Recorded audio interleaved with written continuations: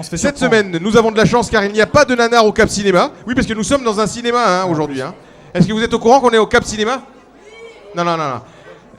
On est où là ? Cap Cinéma. Eh ben voilà. Donc je le disais, il n'y a pas de nanar cette semaine, on a beaucoup de chance. Fred, attention, jingle. Je suis Chronique Cinéma. Merci, quel succès. Alors les amis, qui dit émission de mauvais goût et cinéma, ça me laissait pas le choix ce soir, on va parler nanar. Alors déjà, je voulais savoir s'il y avait quelqu'un dans la salle qui saurait me définir ce que c'est un nanar. Attention, il n'y a pas de piège, hein. Nous avons un micro qui peut se balader. Est-ce que quelqu'un a une définition de ce qu'est un film nanar. Un nanar, pardon. Un navet. On a un navet. Ah, les filles là-bas. Ouais.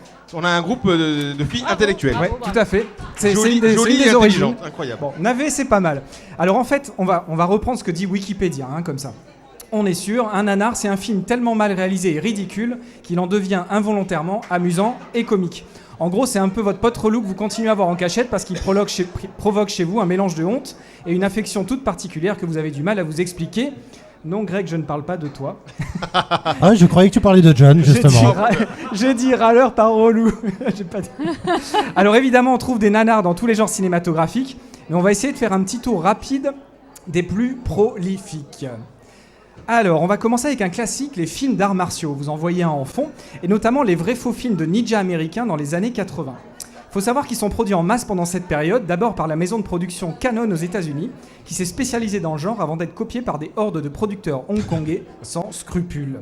Alors on y trouve des pépites comme Golden Ninja Warrior, Ninja Condor 13, American Ninja ou encore Chinese Super Ninja 2. Ça donne envie. À base de membres coupés et de ketchup en masse. Souvenez-vous de ces effets spéciaux et de ce jeu d'acteur digne d'un Oscar. Et quel bel homme en plus. Franchement, Marion Cotillard à côté mérite son rien, Oscar. Oui. Alors inutile de vous dire que c'est un genre qui n'aura pas fait un carton au Japon, le vrai pays des ninjas, un pays dans lequel ces films n'ont pour la plupart jamais été diffusés. Mais ils ont par contre fait le bonheur de chaînes comme M6 à l'époque, qui a été une des premières chaînes à oser diffuser ce genre de téléfilm en deuxième partie de soirée. Alors on continue avec une sous-catégorie du genre arts martiaux, les films de clones de Bruce Lee. Ah oui, c'est parce une que niche. si, comme moi, avant d'écrire cette chronique, vous l'ignoriez, l'acteur sino-américain qui est décédé au bout de 4 longs métrages. 4 longs métrages ? Oui, tout à fait. Et il n'a pas fallu longtemps à de petits génies du marketing pour créer des clones plus ou moins fidèles du dragon parce que ça faisait du pognon. Et ils ont fait preuve d'une créativité extrême dans les noms, puisqu'on va vite trouver sur le marché des DVD des films avec un certain Bruce Lee avec un I, mais aussi Bruce Le. Ça sonne moins bien. Bruce Lo. Bruce Lo. Ah oui, et alors même un Bruce Lee à moustache qui sera dénommé Bronson Lee. Voilà. Quel Tout canon. ça en hommage à Charles Bronson. Mais alors la palme, elle va quand même à ce Bruce Lee turc qui n'a plus rien d'asiatique, mais qui a pourtant tout copié au style du maître. Ce monsieur n'a rien à voir avec l'Asie. C'est un turc, oui. On va le voir de plus près après. Il n'est pas asiatique, quoi. Il est juste brun, donc ils lui font la coupe de Voilà, cheveux, donc il explique là qu'il le coiffe et tout pour faire. Voilà. Donc ça, c'est. Ah, c'était l'acteur là. C'est le Exactement. Turkish Bruce Lee. C'est l'acteur, oui, d'accord. C'est ça. Alors, faut avouer, on trouve des merveilles aussi dans plein de genres, et notamment dans la session fantastique horreur. Que ce soit dans le film de zombie, le film de cannibale ou encore le film de slasher, on trouve des diamants bruts qui vous feront généralement plus rire que frissonner. Alors on peut citer House of the Dead, L'attaque du requin à 2 têtes, Crocodile Fury ou encore Mega Piranha. On trouve quand même des choses incroyables dans la tête de ces grands créatifs avec une mention spéciale pour Sharktopus. Oui, Sharktopus, un film dont le vilain est un animal mi-requin, mi-pieuvre. Et autant vous dire que côté effets spéciaux, on est loin de Jurassic World. Voilà. Alors sachez aussi qu'on a des champions du nanar en France, avec notamment Jean-Marie Palardy, un compatriote qui a écrit, produit et réalisé dans les années 70 des dizaines de longs métrages dans le secteur du film d'auteur érotique, comme il le dit lui-même. Alors avec des titres aussi... Film érotique, Greg, tu écoutes?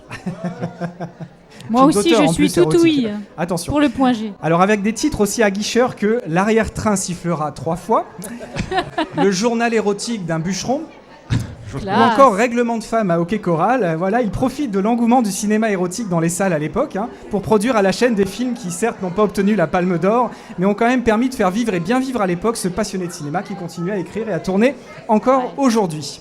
Alors finalement, ce qu'il y a de génial avec le nanar, c'est qu'en creusant un peu, on en trouve dans tous les genres. Post-apocalyptique, héroïque fantasy, policier, action, espionnage, et même western, et western de niche, avec un film nommé The Terror of Teeny Town de 1938, dont vous voyez quelques images si vous nous regardez en vidéo, et qui nous propose donc un western en costume intégralement joué par des nains, installés sur de fiers poneys Shetland, Ah oui, il y a que des concept nains, là. que je recommande chaudement. Voilà, donc un western avec des nains, Un film avec que des nains. un Ouais, c'est vrai pas mal. bon nanar. Les enfants, regardez, c'est avec. Ils ont votre taille à peu près. C'est ça.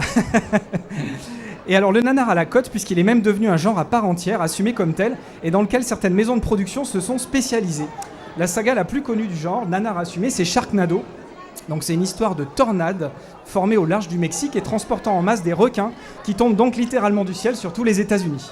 Alors si le premier film qui a été réalisé et diffusé en 2013 sur Sci-Fi est devenu culte dans le milieu du nanar, son succès inespéré avec tout de même plus de 5 millions de spectateurs lors de ses 3 premiers passages en télé a donné des ailes aux producteurs qui ont pondu 3 suites qui cartonnent et qui ont réussi à faire venir des stars comme David Hasselhoff et Bruno Solomon. Ouah, les grandes stars. Voilà donc pour ce petit tour d'horizon de ce puissant fond qu'est l'univers du nanar. Donc si vous voulez continuer à creuser et peut-être même finir par trouver du pétrole à ce rythme, je peux vous recommander cette mine de connaissances qui est le site nanarland.com, le site des vrais mauvais films sympathiques, comme son équipe aime à le nommer, une véritable encyclopédie du genre. Pour finir, je vous recommande justement leur dernière série documentaire, 10 épisodes de 10 minutes, c'est produit par Arte, ça s'appelle Nanaroscope, c'est disponible sur le site d'Arte Créative, on affiche l'adresse, c'est aussi passionnant qu'à pleurer de rire, et pour tout savoir sur ce milieu extraordinaire du cinéma fait avec des bouts de ficelle. Merci. Voilou. Et on applaudit Christophe. C'était dur d'arriver au bout, hein.